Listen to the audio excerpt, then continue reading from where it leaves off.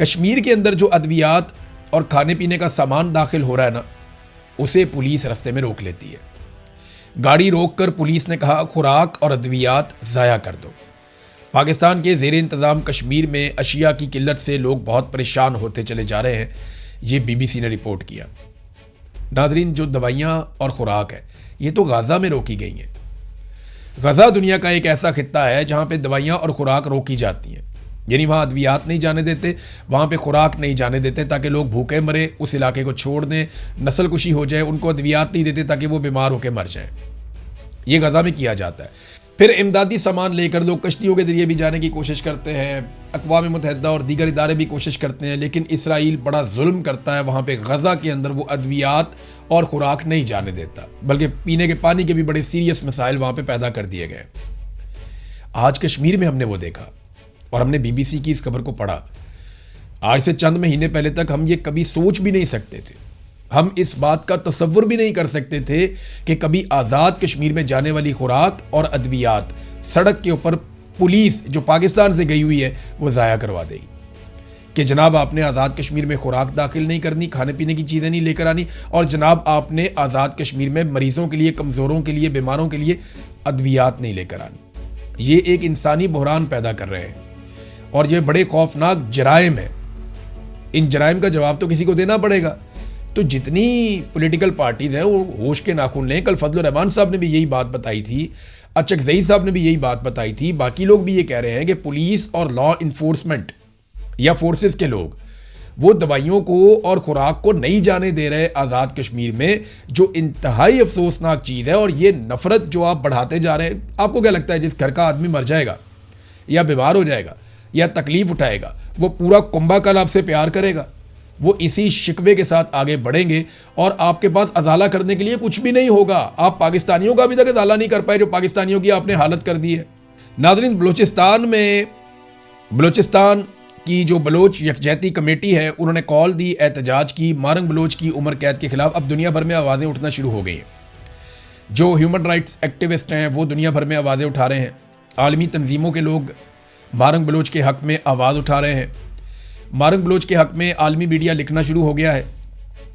ये एक बैनुल-अक़वामी खबर बन गई है कि एक ऐसी निहत्ती लड़की जो अपने लोगों के लिए इंसाफ मांगती है, जो जबरी गुमशुदगियों के खिलाफ आवाज़ उठाती है, जो मसख शुदा लाशों के खिलाफ आवाज़ उठाती है, एक ऐसी लड़की जो ये कहती है कि आइन और कानून के मुताबिक उस सूबे को और उस मुल्क को डील किया जाए, एक ऐसी लड़की जो अपने नौजवानों के लिए, अपने बच्चों के लिए तालीम और रोज़गार का हक़ मांगती है, उस लड़की को सिर्फ अपने हकूक़ मांगने पर पकड़ा गया और पकड़ने के बाद उस पर एक जाली मुकदमा डाला गया और जाली मुकदमे में उसको उम्र कैद की सज़ा सुना दी गई।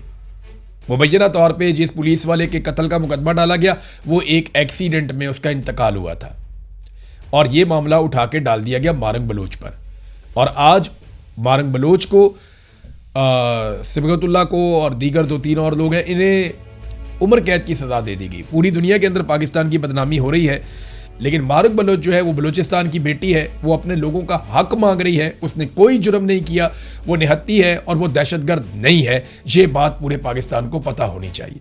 बहरहाल बलोच यकजहती कमेटी की जो कॉल थी उसके बाद हमने देखा कि कौम परस्त जमातों ने भी उसकी हमायत की और पीर को कोयटा में इंसदाद दहशतगर्दी की एक अदालत ने जो सज़ा दी, उसके बाद ऑलमोस्ट सारा का सारा सूबा ही बंद था। तो मारंग बलोच के साथ बलूचिस्तान खड़ा है। अब जो मारंग बलोच को सज़ा दिलवाने वाले हैं वो ज़रा सोचें कि क्या बलूचिस्तान उनके साथ खड़ा है।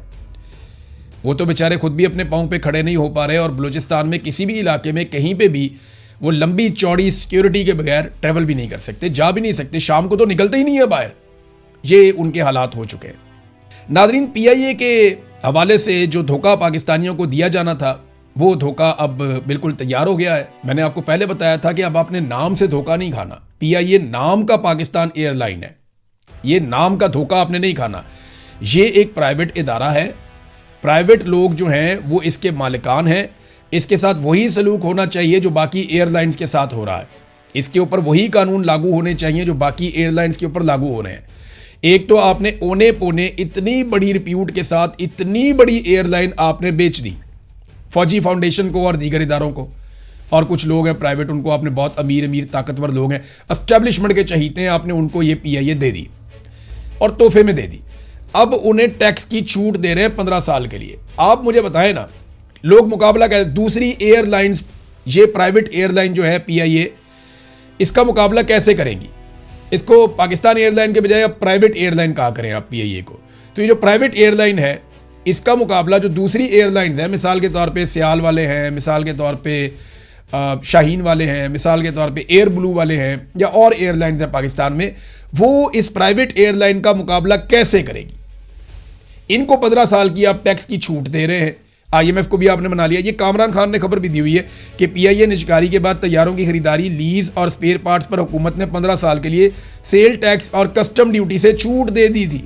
IMF भी मंजूरी दे चुका है। अब इसे फाइनेंस बिल 2026-27 में कानूनी तहफ़्फ़ुज़ भी मिल गया है। ये कामरान खान ने खबर दी।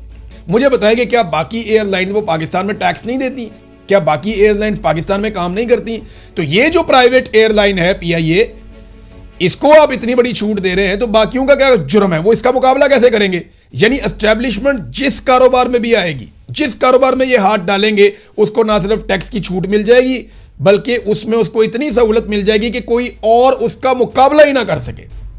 जब तक ये गवर्नमेंट के पास थी, तब तक इन्होंने इसको बर्बाद किया, और जैसे ही इसको उठाकर मिलिट्री एस्टेब्लिशमेंट को दिया गया, अब हर तरह की सहूलत दे रहे हैं कि जनाब इसको तरक्की देनी है, इसको ऊपर उठाना। यह है नादरीन पाकिस्तान का तरीकाकार।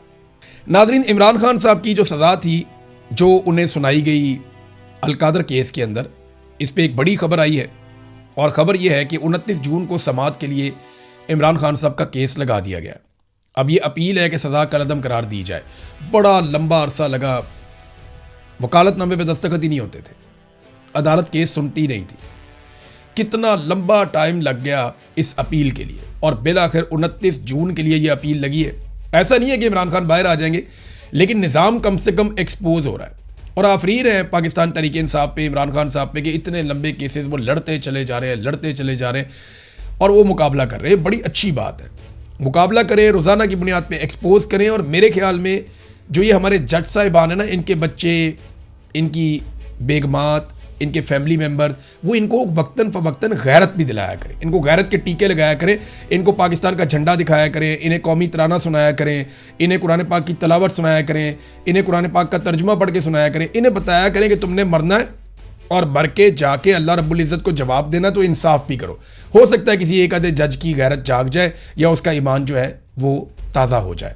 और ये मेरी गुजारिश तमाम जजेस की फैमिलीज़ के साथ, क्योंकि जजेस के ऊपर बहुत दबाव है एस्टेब्लिशमेंट का, जर्नैल उन्हें कंट्रोल कर रहे हैं एजेंसियों के ज़रिए से।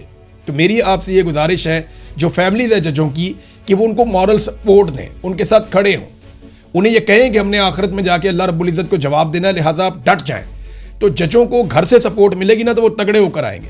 तो मेरी तमाम जजेस की जो फैमिलीज़ हैं, उनके बच्चे हैं, उनके रिश्तेदार हैं, उनकी बेगमात हैं, उनके बहन भाई हैं, उन सब से गुजारिश है कि जजों को ज़रा तगड़ा करें, उन्हें कहिए इंसाफ कर दें आप अल्लाह का नाम लेकर। कोई बात नहीं है, कोई बात नहीं है, नुकसान कुछ नहीं होता। हमने सब ने बहुत बड़े बड़े नुकसान उठाए। वो एक आदमी जेल में बैठा हुआ है, दुनिया में शहजादों की तरह उसने ज़िंदगी गुजारी, कितना नुकसान वो उठा रहा है, पूरा ख़ानदान उसने रोल के रख दिया अपना। हम सबके साथ ये हुआ। मैं आपको ये कह रहा हूं कि कुछ भी नहीं होगा, यकीन करें, आपके दिल को भी सुकून मिलेगा और अल्लाह रब्बुल इज़्ज़त इसका अजर भी देगा। ये तमाम फैमिलीज़ की जिम्मेदारी है कि अपने अपने जज को तगड़ा करके घर से भेजा करें। नाज़रीन, ट्रंप के हवाले से भी खबर है, लेकिन अगले वीलॉग में। अब तक के लिए इतना ही, अपना ख्याल रखिएगा, अपने इस चैनल का भी। अल्लाह हाफ़िज़।